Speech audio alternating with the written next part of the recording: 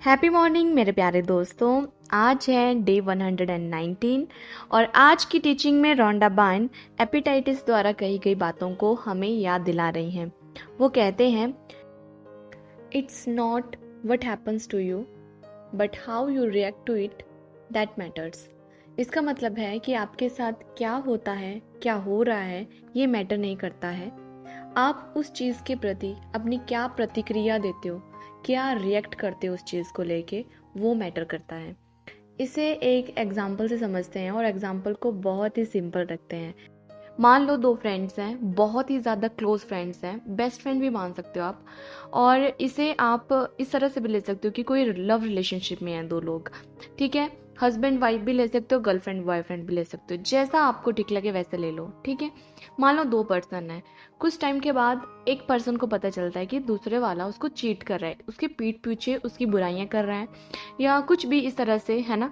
तो होता ये है कि उनका ब्रेकअप हो जाता है या वो दोनों अब बात नहीं करते हैं या उन दोनों के बीच में बहुत टकराव हो जाता है, तो दोनों का कम्युनिकेशन बंद हो जाता है। तो होता ये है कि जिसने भी चीट किया होता है या जिसकी वजह से भी ये ब्रेकअप हुआ होता है, तो वो तो पहले से ही अपने रिलेशन को लेकर सीरियस नहीं है, इसलिए तो उसने ये सब किया, है ना। तो दूसरे वाला जो कि रिलेशन को लेके बहुत ही सीरियस है, अब उससे रहा नहीं जाता है, वो इस बात को एक्सेप्ट ही नहीं कर पा रहा है कि सामने वाले ने मेरे साथ ऐसे किया। तो वो उसका हमेशा ये सवाल होता है कि सामने वाले ने ऐसा मेरे साथ कैसे कर दिया, मैं तो इतना अच्छा हूँ, मैं तो इतना अच्छा हूँ, इतना प्यार करता हूँ, ब्ला ब्ला ब्ला ब्ला, है ना। तो एक मानने को तैयार नहीं है और दूसरे को फ़र्क नहीं पड़ता है। तो जो मानने को तैयार नहीं है और रिलेशनशिप में सीरियस है, अब उसका हो जाता है डिप्रेशन जोन स्टार्ट, है ना। वो उस हमेशा उसी के बारे में सोचता रहता है, ओवर थिंक करता रहता है, डिप्रेशन में चला जाता है। उसकी फिजिकल, मेंटल, इमोशनल तीनों हेल्थ में बैंड बज जाती है ना। और ऐसा बहुत लंबे टाइम तक चलता रहता है और फिर एक टाइम पे उसको ये रियलाइज़ होता है कि मैं तो अपनी लाइफ में बिल्कुल डी ग्रेड में चला गया हूँ, अब मुझे वहाँ पे नहीं जाना है, कब तक मैं ये सब करता रहूँ, कब तक मैं यहीं पे स्टक रहूँगा लाइफ में, अब मुझे आगे बढ़ना है। होता है ना कि कभी कभी अंदर से आवाज़ आती है कि अब बस हुई, अब इससे आगे बढ़ना है।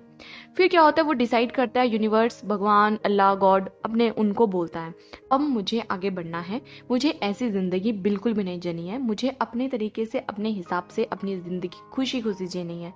तो यूनिवर्स को ऐलान कर देता है कि यूनिवर्स, आज से मैं ऐलान करता हूँ कि मैं अपनी लाइफ में मूव ऑन कर रहा हूँ। होता ये है कि जिस टाइम वो डिसाइड करता है, यूनिवर्स उसके लिए दरवाजे खोल देता है, क्योंकि पहले उसने उस चीज़ की डिमांड ही नहीं की थी।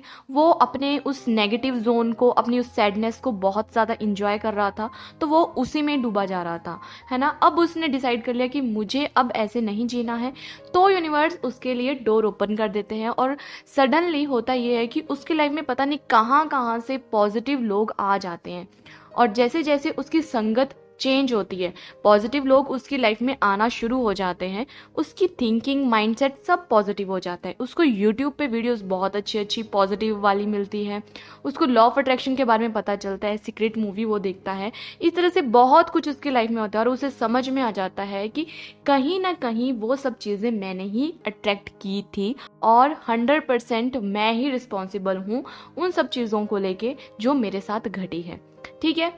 ये सब उसको समझ में आता है और वो बहुत खुश रहना शुरू करता है। वो दूसरे वाले पर्सन को फॉरगिव कर देता है। अब फॉरगिवनेस का ये मतलब नहीं होता है कि सामने वाले के पाँव में पड़ के गिड़गिड़ा के उससे माफ़ी मांगना। इट मीन्स कि आपने दिल से उसको माफ़ कर दिया है कि तुम अपनी लाइफ जियो, मैं अपनी लाइफ जी रहा हूँ। मतलब कि बोलते हैं ना कि जो बुद्धिमान लोग होते हैं वो चीज़ों को इग्नोर करते हैं, तो मतलब उनके लिए अब वो चीज़ें मैटर ही नहीं करती हैं। आप इसको बोल सकते हो कि इग्नोर करना उन सब चीज़ों को, है ना। इस तरीके से बोल सकते हो कि जब आप मूव ऑन कर देते हो ना, तो आपके लिए वो चीज़ें मैटर ही नहीं करती हैं, आपको उन चीज़ों से फ़र्क ही नहीं पड़ता है। तो वो वाले जोन में वो जब आ जाता है, ठीक है, अब मान लो वो उस जोन में आ गया कि उसको अब फ़र्क ही नहीं पड़ता है ना। तो अब बताओ मुझे कि अगर अब मान लो कि ये सब उसकी लाइफ में 1 साल के बाद, 2 साल के बाद या 3 साल के बाद अगर वो ये वाली स्टेज उसकी लाइफ में आती है, 6 महीने भी मान सकते हो आप, टाइम अपने हिसाब से ले लो। तो अब मुझे बताओ कि अब वो पर्सन जो कि अपने रिलेशनशिप को लेके बहुत सीरियस था, डिप्रेशन में चला गया था, है ना, अब वो सामने दूसरे पर्सन को याद करेगा तो उसे क्या गालियां देगा, क्या उसके बारे में नेगेटिव सोचेगा, उसे बद्दुआ देगा, या उसके बारे में बैक बिचिंग करेगा कुछ और लोगों के साथ, या अपना रोना रोएगा कि यार मेरे साथ तो ये हुआ, मेरे साथ कितना गलत हुआ, मैंने कितना ट्रस्ट किया था और सामने वाले मेरा ट्रस्ट तोड़ दिया, ब्ला ब्ला ब्ला। करेगा क्या? बिल्कुल भी नहीं करेगा, क्योंकि अब उसे ये बात समझ में आ गई है कि एक्चुअल में वो पर्सन, उसने जो कुछ भी किया वो शायद एक तरह से डेस्टिनी में लिखा था कि मुझे उस पर्सन से वो वाला सबक सीखना है। सबक सीखने का मतलब होता है कि बहुत सारी लाइफ में ऐसी सिचुएशन आती है जो कि हमें लेसन देने के लिए आती हैं और हमें वो लेसन सीखने होते हैं और आगे बढ़ना होता है लाइफ में। कुछ लोगों का रोल हमारी लाइफ में बहुत कम होता है। जब हम उन लेसन्स को सीख लेते हैं वो लोग हमारी लाइफ से खुद ही डिसअपियर हो जाते हैं।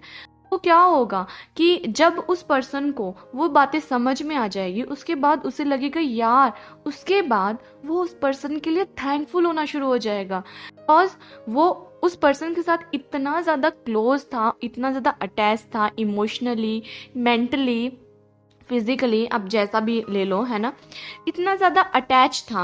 अब आप किसी के साथ इतने ज़्यादा अटैच होते हो, जब उससे दूर चले जाते हो तो ऑब्वियसली आपकी लाइफ जो होती है वो एकदम से पलट जाती है। और जब लाइफ पलटती है ना, तब अगर आप पॉजिटिवली उस चीज़ को हैंडल कर लेते हो तो आपको पता चलता है कि आपकी इनर स्ट्रेंथ क्या है, आपके अंदर कितनी पावर छुपी हुई है, आप में कितना पोटेंशियल है। आपको एक्चुअल में अपने बारे में पता चलता है। और जब आपको अपने बारे में पता चलता है और किसी और पर्सन, और ये सब किसी पर्सन या किसी सिचुएशन की वजह से होता है, यू विल बी थैंकफुल।